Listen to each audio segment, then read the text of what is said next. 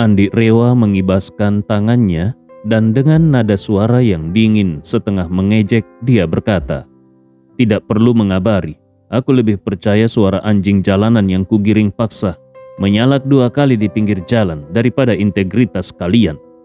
Mendengar hal itu, Mary Kalista menahan tawa. Matanya berkilau, sedangkan wajah Rubin merah padam menahan malu. Dia hanya berani mengumpat di dalam hati. Tapi di bibirnya dia tetap berkata patuh. "Tuan Andi, kalau menurutmu, bagaimana sebaiknya agar masalah ini tuntas? Kami siap patuh pada arahanmu." Andi Rewa mengangguk kecil, tangannya menepuk-nepuk meja. "Begini saja, bukankah kalian sudah beli venue itu? Sekarang suruh orang kalian membuat kontrak. Venue itu dijual ke perusahaan manajemen Mary Kalista. Harganya $1 saja. Suruh orang kalian menemui manajernya sekarang juga. Lalu tanda tangan dan bereskan secepatnya. Mulai sekarang venue itu milik Mary Kalista. Supaya aku tidak usah khawatir kalian akan bermain kotor lagi." Rubin hampir jatuh pingsan mendengarnya. Dia berkata di dalam hatinya, "Aku sengaja membeli venue itu dengan harga gila-gilaan hanya untuk menjepit Mary Kalista. Belum lagi aku sudah membayar ganti rugi 10 kali lipat biaya sewa. Hasilnya, bukannya membuat Mary Kalista tunduk, tapi malah membawa sial untukku dan ayahku. Sekarang bocah ini sudah mempermalukanku, dan venue itu pun mau direbut begitu saja. Dia anggap apa aku ini?" Rubin melihat Andi Rewa menatapnya dengan dingin. Dia sadar kalau telat sedikit saja dia akan lebih sengsara. Jadi dia buru-buru menepuk meja sambil berkata, "Baik, aku akan langsung mengurusnya." Dia pun merogoh ponselnya, menelpon asistennya di depan Andi Rewa, sambil menyalakan speaker dan berkata, "Dengar baik-baik, venue konser yang kemarin kita beli. Sekarang langsung buatkan akta jual ke manajer Nona Mary Kalista. Harganya $1. Bawa ke notaris dan urus sekarang juga, cepat." Asisten di seberang kaget setengah mati. Tuan Rubin, kita baru saja membayar kompensasi 10 kali lipat ke mereka. Sekarang venue-nya mau dikasih gratis juga?" Rubin hampir melempar ponselnya. Dia berteriak, "Kerjakan saja apa yang kuperintahkan, jangan banyak bicara." Asisten itu pun ketakutan. "Baik Tuan Rubin, maafkan aku. Aku akan membereskannya sekarang juga. Kontak manajer Nona Mary Kalista masih aku simpan." Rubin mematikan panggilan. Dia menoleh ke Andi Rewa dan membungkuk, "Tuan Andi, apakah kau puas dengan penanganan kami?" Andi Rewa tersenyum datar. "Lumayan, tapi itu baru setengah dari itikat baik kalian. Sisanya kita lihat seberapa patuh kalian." Rubin ingin menangis darah rasanya. Dia berkata di dalam hati, "Aku sudah menjadi seperti orang dungu dan masih kurang. Mau apa lagi bocah ini?" Tapi di bibir dia tetap menunduk patuh. "Tuan Andi, kalau menurutmu, apa lagi yang perlu kami perbaiki?" Andi Rewa menunjuk sederet botol minuman berkualitas mahal tadi dan dengan santai berkata, "Kalian berdua masing-masing minum 3 gelas dulu." Sambil bicara, Andi Rewa mengambil gelas minum ukuran besar dan mendorongnya ke depan mereka sambil berkata, "Pakai ini dan isi penuh." Gelas yang disodorkan Andi itu bisa memuat minimal 300 ml. Kalau 3 gelas, artinya satu orang harus menenggak lebih dari 1 liter minuman beralkohol. Kaki Rubin langsung gemetar.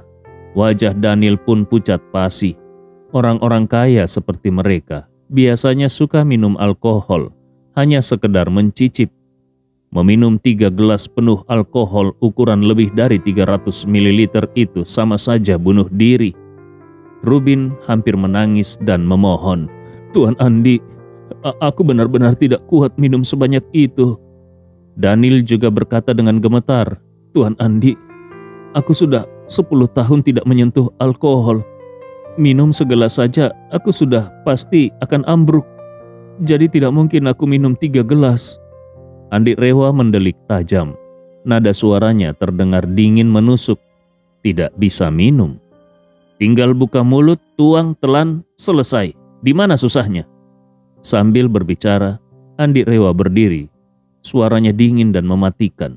Ayo, tuang minumannya. Aku mau melihat kalian minum. Kalau kalian mengatakan tidak sanggup, biar aku yang bantu tuangkan ke tenggorokan kalian. Saat ini, ayah anak keluarga Winata benar-benar sudah merasa lebih baik mati daripada harus terus begini. Memang betul, kemampuan minum mereka biasa-biasa saja. Begitu terbayang harus menenggak 3 gelas besar sekaligus, baru membayangkannya saja sudah membuat perut mereka terasa mual dan ingin muntah. Tapi, Andi Rewa sama sekali tidak memberi ruang tawar-menawar. Dia melirik tajam ke arah Rubin. Suaranya dingin, menekan. Tunggu apa lagi? Cepat buka botolnya. Atau kau mau aku yang menuangkannya untukmu? Rubin menggertakkan gigi kuat-kuat. Dengan tangan gemetar, dia maju, meraih salah satu botol dan perlahan membukanya. Andi pun merapikan 2 gelas kaca besar, lalu memberi aba-aba. Ayo, isi sampai penuh dulu 2 gelas ini. Rubin terpaksa menurut. Dengan gemetaran, dia menuangkan alkohol hingga penuh ke kedua gelas besar itu. Setelah keduanya penuh, Andi Rewa mengangkat tangannya, membuat gerakan mempersilahkan, lalu menatap ayah anak itu. Ayo, sekarang habiskan gelas pertama. Daniel melihat alkohol putih yang jernih memantul di dalam gelas. Seketika dia merasa jantungnya akan copot. Suaranya bergetar. Tuan Andi, aku ini mempunyai darah tinggi. Gula darahku juga selalu di atas normal. Dokter sudah berkali-kali wanti-wanti untuk tidak minum setetes pun. Segelas sebesar ini sama saja dengan membunuhku. Aku benar-benar tidak sanggup. Ekspresi Andi Rewa langsung dingin. Suaranya merendah penuh tekanan. Kenapa? Sudah kuberi muka, masih mau membantah? Sambil berbicara, dia menunjuk Betran yang masih berlutut di sudut ruangan. Percaya atau tidak, kalau aku menyuruhmu mencengkram rahangmu, kalau aku menyuruhnya mencengkram rahangmu sekarang juga, lalu menuangkan 3 botol ke mulutmu, dia pasti akan melakukannya. Betran buru-buru membenarkan dengan semangat layaknya anjing penurut.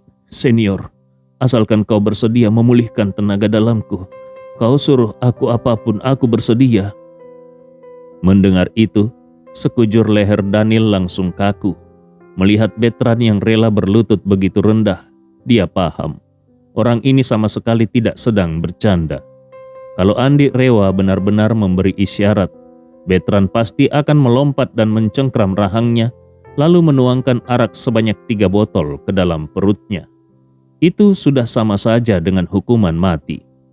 Andi Rewa kembali membuka suara. Keadaan kalian sudah begini. Tidak usah berharap siapapun bisa menyelamatkan kalian. Sekarang orang terdekat kalian hanya aku. Kalau kalian berani membangkang, satu kata saja salah, nyawa kalian akan melayang di detik itu juga. Daniel melihat sinar membunuh di mata Andi. Seluruh pikirannya gemetar. Dia hanya bisa pasrah. Baik, aku minum. Aku akan minum. Dengan tangan bergetar hebat, dia mengangkat gelas besar itu.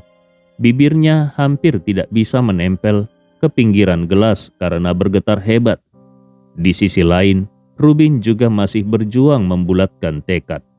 Menenggak 1 gelas penuh arak seukuran botol air mineral begini, hanya dengan sekali napas, dia sudah bisa membayangkan bagaimana mulut, tenggorokan, dada, dan lambungnya akan terasa seperti disiram api.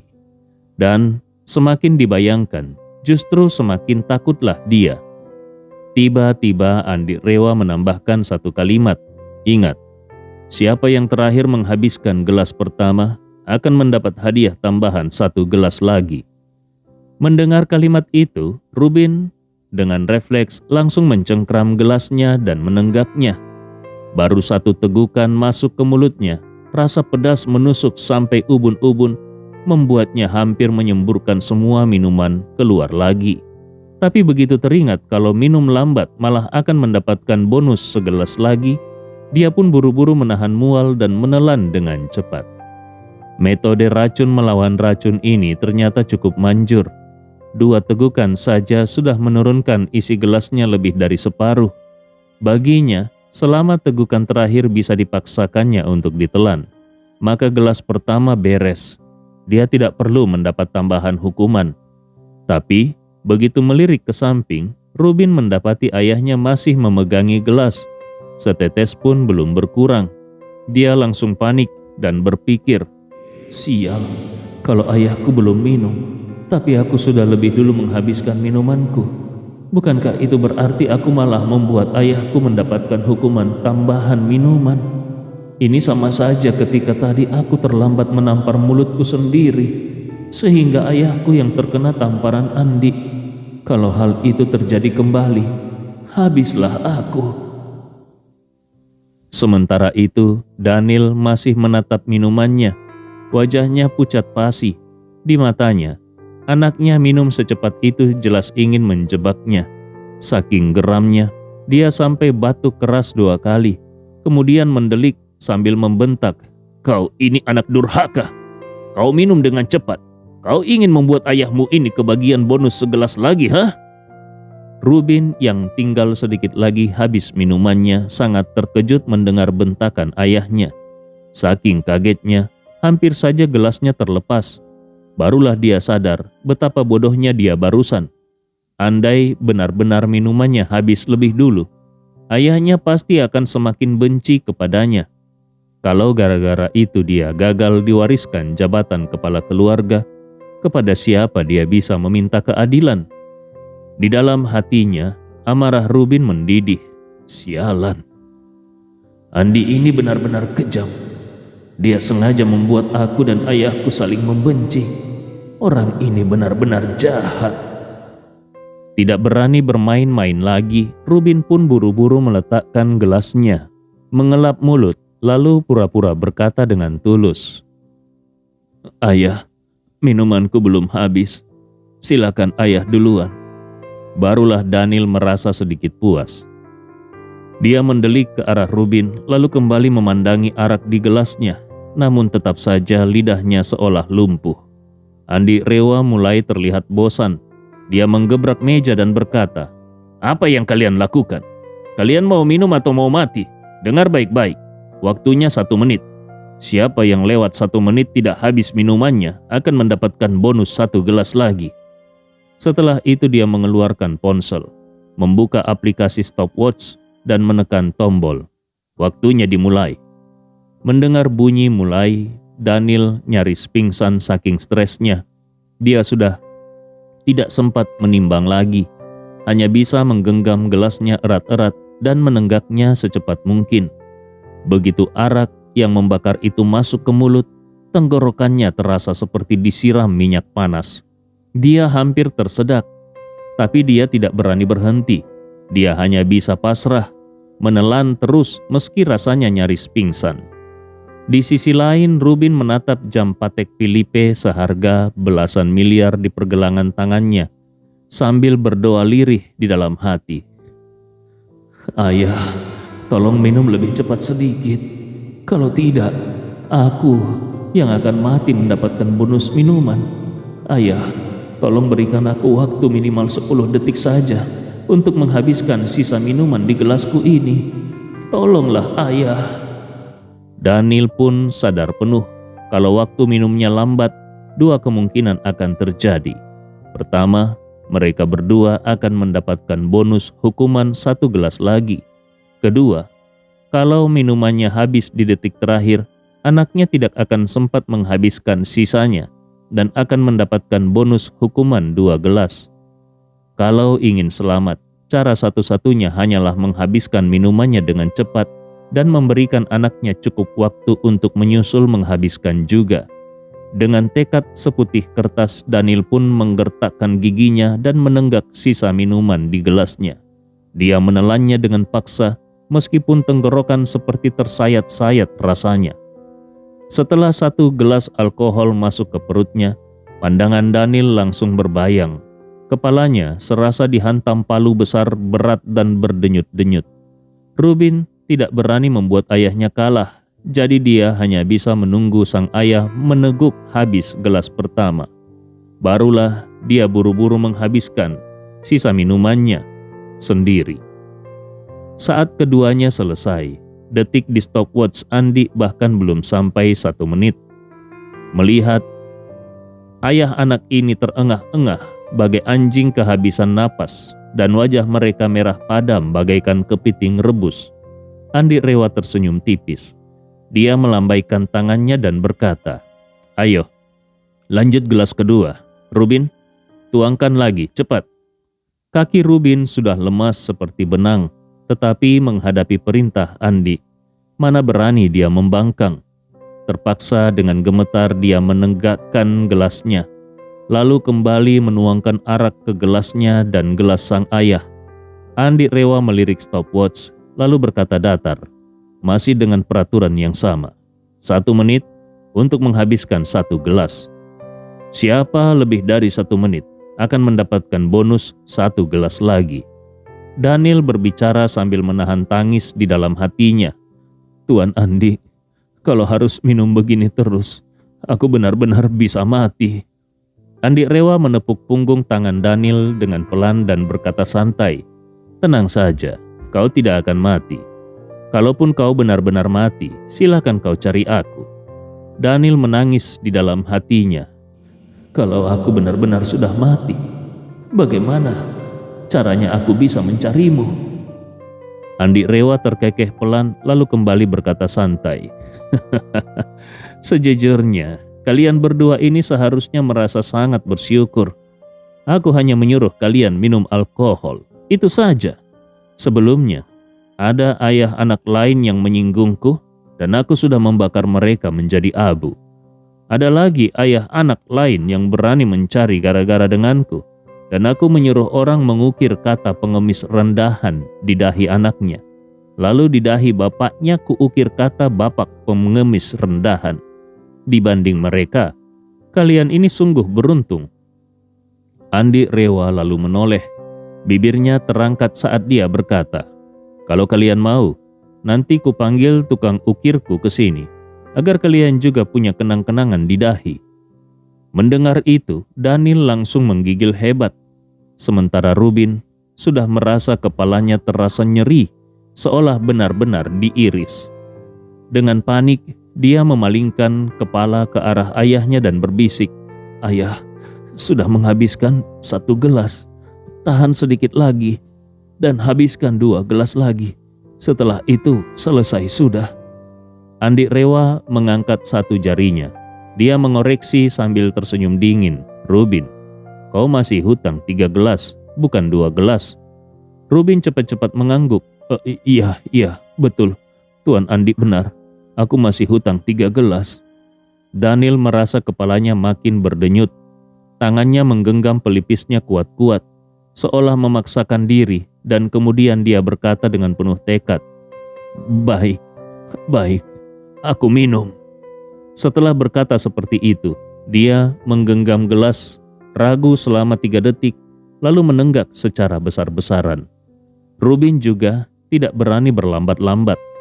Dia buru-buru memaksakan diri menenggak gelas keduanya.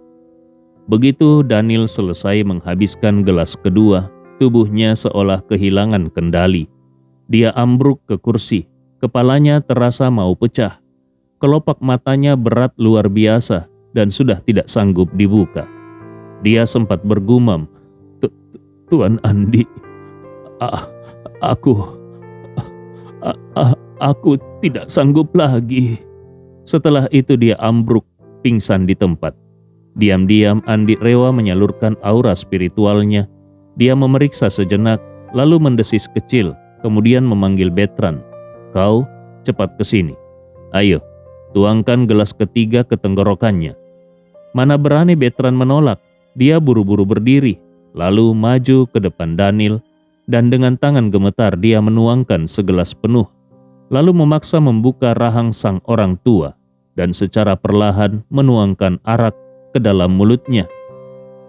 Daniel sudah tidak sadarkan diri. Dia hanya bisa pasrah dipermainkan. Dia sempat tersedak beberapa kali, tapi pada akhirnya gelas ketiga tetap habis masuk ke perutnya. Andi pun menatap Rubin yang wajahnya pucat pasi, penuh ketakutan, dan bertanya santai, "Rubin, kau mau minum sendiri atau perlu kusuruh dia menuangkannya ke mulutmu?" Rubin buru-buru menjawab gemetar, Aku akan minum sendiri." Dia terhuyung-huyung, lalu cepat-cepat menuangkan minuman ke gelas, meneguk habis dengan kepala yang nyaris meledak. Lalu sebelum akalnya benar-benar putus, dia buru-buru menuangkan gelas keempat, menenggaknya sekaligus, barulah setelah itu napasnya seperti terlepas. Namun di detik itu juga, pandangannya menjadi gelap. Rubin terhuyung, lalu jatuh ke lantai dan pingsan menyusul ayahnya. Andi Rewa melihat ayah anak itu tidak sadarkan diri. Dia bangkit perlahan lalu tersenyum ke arah Mary Kalista. "Mary, duduk bersama dua orang mabuk begini tidak ada enaknya. Bagaimana kalau kita pindah tempat?" Mary Kalista tersenyum kecil lalu menjulurkan lidah manja. "Baiklah, Andi. Hanya mencium bau alkohol di sini saja aku merasa sudah mabuk. Kalau lama-lama di sini, aku bisa ikutan teler." Andi Rewa tertawa. "Kalau begitu, ayo kita pergi." Betran buru-buru maju, suaranya lirih penuh harap. "Senior, kapan kau akan memulihkan tenaga dalamku?" Andi Rewa menepuk bahunya dengan santai. "Tunggu kami pergi, lalu kau atur orang untuk membawa mereka ke ruang medis untuk cuci perut. Setelah itu kau kembali ke sini dan tetap berlutut di tempatmu. Tunggu aku datang lagi malam ini.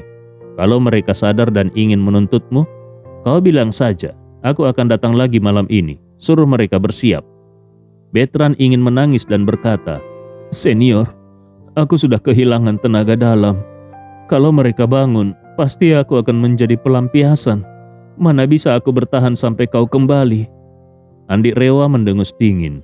"Katakan pada mereka, sebelum aku datang, tidak boleh ada satu orang pun yang menyentuhmu. Kalau ada yang berani, resikonya tanggung sendiri." Andi Rewa lalu menepuk bahu Betran sekali lagi. "Mengenai tenaga dalammu, sabar sedikit lagi. Tunggu orang yang kucari datang. Setelah itu, aku akan melihat situasinya. Kalau pantas, akan kukembalikan tenaga dalammu." Betran hanya bisa mengangguk putus asa. Andi Rewa tidak berkata apa-apa lagi. Dia menggandeng Mary Kalista keluar dari ruangan dengan langkah tenang. Pelayan dan pengawal di luar pun hanya bisa menunduk hormat. Tidak ada yang berani menghadang. Semua tahu status Mary Kalista, seorang tamu besar keluarga Winata. Siapa yang berani menghalangi? Namun beberapa pelayan merasa heran, kenapa di dalam sepi sekali. Biasanya Daniel Winata atau Rubin Winata pasti keluar mengantar tamu. Tepat saat ada yang hendak masuk untuk mengecek, Betran melangkah keluar dan mengumumkan dengan dingin, "Tuan Daniel dan Tuan Rubin sedang mabuk berat. Cepat bawa mereka ke ruang medis untuk cuci perut." Di dalam kediaman keluarga Winata memang ada pusat medis lengkap, 24 jam penuh dengan dokter ahli, layaknya rumah sakit mini untuk keluarga inti. Mendengar perintah Betran, para pelayan dan pengawal tidak berani curiga.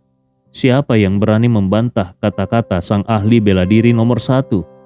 Sekelompok orang pun buru-buru masuk, lalu menggotong ayah anak yang mabuk itu ke pusat medis. Di saat yang sama, Andi Rewa dan Mary Kalista sudah melangkah keluar gerbang keluarga Winata. Begitu duduk di mobil, Mary Kalista menatap Andi sambil tersenyum manja. "Andi, kita mau makan di mana?" Andi Rewa menjawab tanpa ragu, "Ke Asia Town. Kita akan menemui Paman Erwin untuk makan bebek panggang." Saat Andi dan Mary Kalista tiba di restoran bebek panggang milik Erwin, Erwin sedang sibuk membereskan restoran bersama pegawainya. Waktu makan siang memang sudah lewat. Di restoran itu pun sudah tidak ada satu pelanggan pun, sehingga Mary Kalista tidak khawatir dirinya akan dikenali. Dia hanya memakai masker, lalu langsung merangkul lengan Andi dan masuk ke dalam restoran. Begitu keduanya masuk, sensor di pintu langsung berbunyi, menandakan ada tamu datang. Pegawai yang sedang sibuk pun tidak mendongak dan hanya berkata, "Maaf, kami sudah tutup." Andi Rewa tersenyum dan menjawab santai, "Tolong siapkan apa saja untuk kami. Kami berdua belum sempat makan dari tadi." Erwin langsung mengenali suara Andi. Dia menoleh dan begitu melihat Andi Rewa datang bersama Mary Kalista, wajahnya langsung berseri. Sambil tertawa dia berkata, "Kalian berdua, kenapa jam segini belum makan?" Mary Kalista merangkul erat lengan Andi dan dengan manja berkata, "Halo, Paman Erwin." Andi Rewa juga tersenyum. "Paman Erwin, tadi kami berdua mampir ke keluarga Winata. Niatnya ingin menumpang makan, tapi akhirnya gagal juga. Mary Kalista berpura-pura manyun dan menggoda. Itu gara-gara kau sendiri yang menyuruh dua bapak anak itu untuk minum. Jadinya mereka berdua mabuk sampai tumbang. Akhirnya kita sendiri jadi tidak mood lagi untuk makan." Ketika Erwin mendengar itu, dia langsung tertawa. "Rupanya ada ceritanya ya. Sudahlah, kalian cepat naik ke atas, biar paman siapkan makanan. Nanti kita duduk bersama dan kalian bisa menceritakan semuanya kepada paman." Andi Rewa tertawa kecil sambil mengangguk. "Baik, paman. Kalau begitu kami tunggu di atas." Mary Kalista juga tersenyum. "Paman Erwin, aku mau makan bebek panggang 2 porsi ya." Erwin tertawa. "Baik, baik. Kalian naik dulu, paman segera siapkan." Andi Rewa dan Mary Kalista pun naik ke lantai 2. Namun baru setengah menaiki tangga, terdengar lagi bunyi alarm di pintu. Disusul suara pria yang terdengar cukup familiar. "Permisi bos." Andi Rewa refleks berhenti sambil sedikit menunduk. Dia mengintip lewat celah tangga. Seketika dia melihat siapa yang baru masuk. Yang berbicara itu tidak lain adalah pamannya, Charles Anthony. Dan yang berdiri di sampingnya adalah detektif terkenal keturunan Indonesia, Detektif Troy. Hanya saja, hari ini Detektif Troy sudah jauh berbeda dari terakhir Andi melihatnya. Kini penampilannya berantakan, berjenggot tebal tidak terawat. Auranya pun redup dan lusuh. Melihat pemandangan itu, Andi Rewa cepat-cepat menarik Mary Kalista, mengisyaratkan untuk segera naik ke lantai 2. Mary Kalista yang juga sempat melirik sekilas langsung mengenali Detektif Troy. Tetapi dia heran kenapa Andi terlihat sengaja menghindar. Dia berbisik pelan, "Andi, jangan-jangan Detektif Troy itu menemukan jejakmu." Andi Rewa menggeleng. "Aku bukan menghindarinya, tapi orang di sebelahnya." Mary Kalista buru-buru bertanya, "Siapa orang itu?" Andi Rewa mengangkat bahu sambil berkata pelan, "Itu pamanku." Mary Kalista terkejut. "Hah? Itu pamanmu? Kalau begitu kenapa kau tidak turun dan menyapa?"